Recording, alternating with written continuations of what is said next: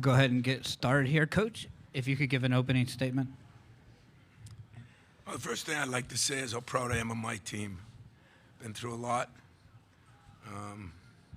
I thought if we could get it within 2 points, with 10-minute mark, I thought pressure goes on them, and then we're 5 up with 4 or 5 minutes left, and like a championship team, they dug down and made some plays. We had a stretch there when we were 1 up where we had 2 blocks and 2 turnovers, and in those last 5 minutes, I think they made every shot. So, we didn't maybe follow the game plan totally, and some of it is because sometimes some guys are bigger, stronger, and quicker. And yet the job Marcus did, and starting us off with those block shots, Gabe had an unbelievable day, hit some big shots, and Tyson coming off that ankle, him and AJ did a pretty good job. We just didn't have enough. But last year I was mad at my team at the end. This year I'm proud of my team at the end. And we'll learn from this and hopefully get better. But I'd be remiss if I didn't say, Duke deserves all the credit they got. They played well. Instead of cracking, like I think some teams would under that pressure, their little home court got them going a little bit. The crowd, I thought, was great, although our people were good too, and they made all those shots at the end, and that's impressive, and they deserve to be moving on. Join us today. We've got Tyson Walker, Marcus Bingham Jr., and Gabe Brown. Please, when asking questions, make sure to give your name and affiliation. Questions? Right down here on the left. Matt Sharpen of Detroit News. This is for Gabe and Marky. Obviously, being seniors, you guys have big nights for your team, but can you try and explain the emotion you're going through right now of playing well, doing everything you can, but still kind of coming out on the short end of this? You got it, Mark. It's a lot of mixed emotions. Want to be proud, but at the same time, I'm mad that we're not playing another night. But I think the guys went out there and played hard. From the first half and the second half. We fought. We just some situations. We just didn't pull through. But it's just some for the team next year to learn from. And then coach been here before, so just give them the motivation going into the off season to work hard and get stronger and just remember this moment. So when they come back, they'll be prepared. Detroit Free Press right here in the middle. Marcus.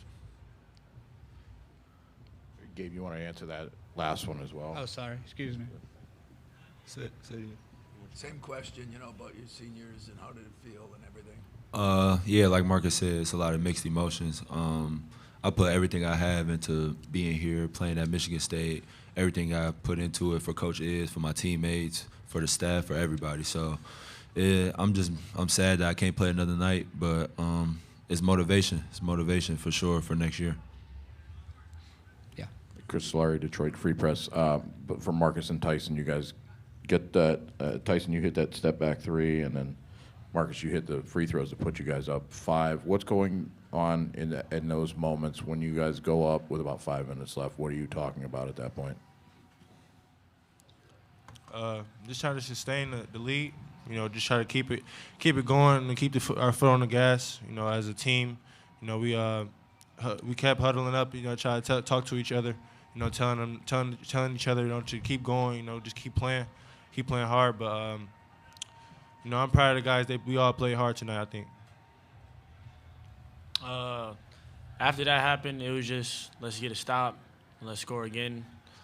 Just wanted to build on the lead, but we couldn't. They made some tough plays. They played well. They ran their stuff well, and we let them get to their spots, and that's what hurt us at the last 4 minutes. These are the final 4 questions for the players, starting right here. Jared Ramsey with the State News. Marcus, can you just talk about the challenges of trying to guard Paulo Banchero and Mark Williams and what they were able to do down the stretch to kind of help Duke? They're both of them are really good players. I just try to do my best, to try to help my team win. It's not. I wasn't really thinking about it too much, but just to help my team win, really. So. Right here down low.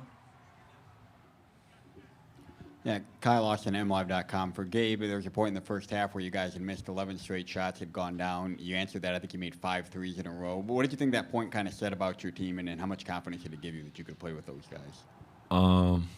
It says a lot.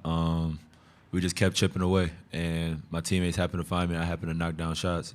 Yeah, I mean, it was tough because that little span was we needed those shots to go in, but it was bad shots. Some of them were bad shots, and we had to realize that because it can affect us later on. Right here. Stephen Brooks, 24/7 Sports. This is for Tyson. If this is your last game with those two guys, what did you learn from them this year? What are you going to remember about being teammates with them and sort of bringing you into this program? From day one, they took me in as like they knew me all my life. They helped me everything. When it was tough for me in the beginning, they helped me out every day, keep talking to me, became my best friends. I learned a lot, just how it is to play every day here. That it's not easy, and they showed me what it takes, and basically what it takes to win, and I appreciate them for that. Final question for student athletes right here in the middle. Hi, Kellen Buddy with WILX in Lansing. Tyson, for you, obviously, you guys want to move on to the Sweet 16, but how did your first March Madness, how was that experience for you? I've never played this long of a season, making it this far, but to them, it's not far enough. But for me, it felt good just to be here, and I wanted to win. I wanted to make it to next weekend. People in my town, I'm like the only one to make it this far in a tournament, so it felt good. Thank you, gentlemen. Good job.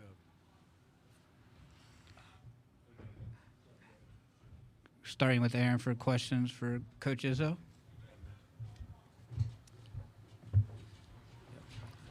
Tom, Aaron Beard with the AP down here. You said you expected it would be weird emotions, I think was the phrase you used about seeing Mike at the other end and everything that's been going on around this. Kind of what was the experience like today? You're trying to win, but also I guess you're cognizant of all the significance of this matchup going on today. Well, yeah, once the game started, once we talked before, it was strictly, there's some things we wanted to do that we did an unbelievable job of, and I was just proud the way we worked. I knew his guys weren't quitting. I did think if we could get it, close in those last 5 minutes, I thought maybe some of those shots would be a little tougher, but it just goes to show maybe how good he is and how good they are, that's when they made them all. They made them all, and they made some tough shots. I mean, Williams, he made 2 at the buzzer in the first half. I swear he threw 2 of them up, but you got to give him credit. But they made some tough shots. Those guards made some tough shots over people. So I don't know. I'll always pull for Mike. I think he's done some things that'll go down in the lores of basketball. And but I'll also, you could remember this game in a lot of ways. And my way of remembering it won't be quite as enjoyable, but it'll be respectful. Right here on the left. Tom, Matt Charbon of Detroit News. You've talked more than once this year, times when you didn't love the effort or the toughness from your team. To see not the last few games especially, but then again tonight, to see the way they played with that energy and that toughness that was lacking at times, what did that mean to you? I know you don't win, but you get that. At the end. There's no moral wins. I mean, we're 5 up. 5 up with 5 minutes left. Is that what it was? Does anybody know what the time was? And I thought we took 2 bad shots, got them blocked. We made our mistakes. If I guess I told you guys the day before, I told the CBS today, big key is keeping them out of the paint. They lived in the paint. I was really disappointed how we thought we had them down on which way they drive, and they were going right time after time. Now, part of it is those bigger, stronger, better athletes taught us a lesson on strength. It's not a typical Mike team, if you ask me. That is as physical of a perimeter team as I think I've ever played against him. And they just drove it. But once we settled down, we just kept battling back. You're right. The huddles were great. The guys believed we could win.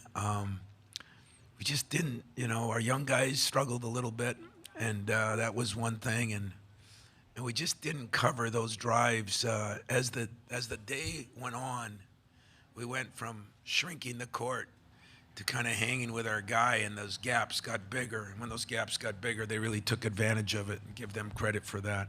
But, when I look at it, we've been so bad in turnovers, right? I mean, you all wrote it, and most of the time you wrote it because I said it. So I was right with you. And, the last couple of weeks, it's been 7, 4, 7, 8, 7, and 7 today. I think it's phenomenal. We did that. We didn't out-rebound them. We shoot 50% from the three. We shoot 90 from the free throw line. But we got beat on dribble drives, I mean, they have 44 points in the paint. We have 28. Marcus did some good things. It wasn't his fault on Williams. The guards were, two of them I thought were well contested. He made. The other ones, the guards they drove by us, and then Mark has to help, and they dish it off, and he dunked it. And good plays on their part, but that was the only thing I was really disappointed in. There's a final few questions right here in the black shirt. Graham Couch, Lansing State Journal. Tom, I'm wondering the benefit of your young guys for this last couple weeks in this run for Max Christie, sort of that response in this game for Jaden, for AJ, and even Tyson, talking about his development. Having a bit of a run here and them getting to sort of experience that intensity and that quality, how important that is. Well, I think it's really important, but, we live in a society, it's what you do for me today, so that was part of my speech, You've got to realize, in the first half we talked about them getting in the paint, and we didn't change it a lot the second half. And if they're just better, I'm a big boy, I can accept that. I just didn't think we locked into, and I think maybe we wore down a little bit, but I think it can help us a lot. I think it proves that on any given night, we've been pretty consistent the last 2-3 weeks. We really have. We've done some good things. We had some guys that made some shots today. We had a couple guys, Malik had a tough night. And we needed to get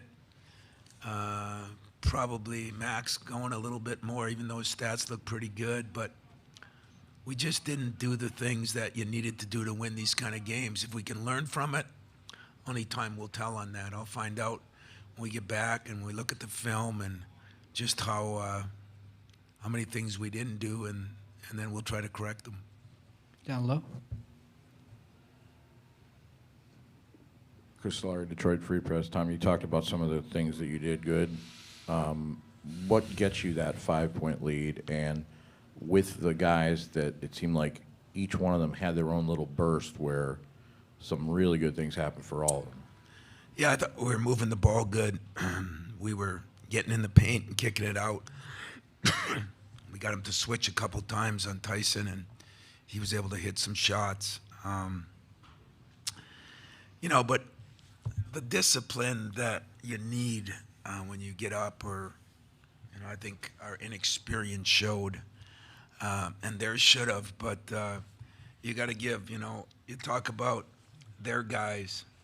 I really thought, it'll sound a little crazy to you, but their two best players in my mind were Roach and Moore. I love Banchero, and Williams is hard to cover, but it was Roach and Moore that really took over in that time. They drove it and drove it and drove it. And those are the juniors. That's the sadness about what's going on. Those are the guys that have been in the program 3 years. And I thought their experience really helped them. I think they've gotten bigger and stronger. Good lesson for us. The sad part is it wasn't a 9-point game. It was a game that went exactly like I hoped it would go. I just wanted to be there at the 10-minute mark. I think we were 6 down. At the 8-minute mark, I think we were 4 down. And every huddle, that's all we talked about is we're right where we need to be. And then we went up. And like I said, a couple of bad shots, a couple of great plays by them. They blocked 2 shots. But they were bad plays by us, too. And then they didn't they didn't miss any shots. I mean, a couple of those ones at the basket were tough shots, and give those two guys a lot of credit because they made some of them. And so Duke is the better team, and they proved it. When you're 5 down, pressure's on you, and you answer the bell. That says a lot about your team. If I can take that and bottle it and make my guys realize that these little mistakes of trying to go for a steal and then they get a 3 and try to go for a steal and then they drive it and dunk it. You know, we made some mistakes, but 7 turnovers, the efficiency we played with other than shooting it a little better from the field against a very, very, very good team. It was no stay close so you feel good, but it told me a lot about our team and our program. Our program is right where it needs to be. Now we got to take another step, so I appreciate it. Final two, question. Michael. Michael Rothstein, ESPN. Tom, you talked about meeting with Mike earlier beforehand. Was the conversation typical for you guys, or was there more reminiscing involved because of everything with today, or what was just that like? Now we reminisced in the hall just now, but you know, before the game, or